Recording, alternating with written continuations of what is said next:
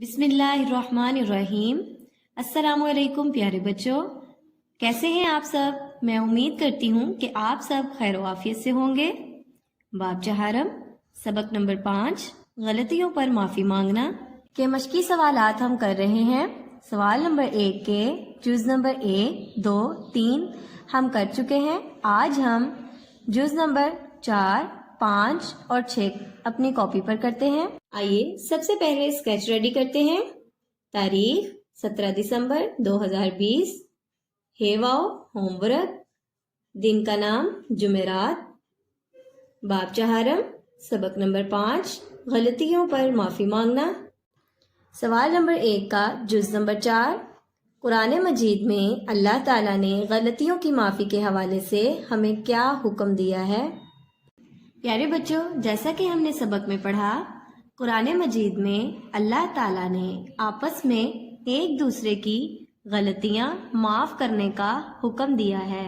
اس کا جواب ہم اس طرح لکھیں گے، قرآن مجید میں اللہ تعالیٰ نے آپس میں ایک دوسرے کی غلطیاں معاف کرنے کا حکم دیا ہے۔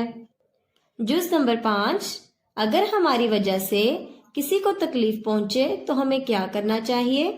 جیسا کہ ہم نے سبق میں پڑھا، کچھ غلطیاں ایسی بھی ہوتی ہیں جن سے کسی دوسرے انسان کو تکلیف پہنچتی ہے یا لوگوں کا کوئی نقصان ہو جاتا ہے۔ ایسی صورت میں ان لوگوں سے معافی مانگنا ضروری ہے جن کو ہمارے عمل سے تکلیف ہوئی ہو۔ جواب ہم اس طرح لکھیں گے، اگر ہماری وجہ سے کسی کو تکلیف پہنچے تو ہمیں ان لوگوں سے معافی مانگنی چاہیے۔ جز نمبر 6، اگر کوئی ہم سے معافی مانگے تو ہمیں کیا کرنا چاہیے؟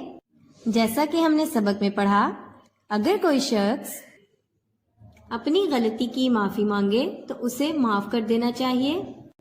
اس کا جواب ہم اس طرح لکھیں گے، اگر کوئی ہم سے معافی مانگے تو ہمیں اسے معاف کر دینا چاہیے۔ باب چہارم، سبق نمبر 5، غلطیوں پر معافی مانگنا۔ سوال نمبر 1 کے جز نمبر 4، 5 اور 6 ہم کر چکے ہیں۔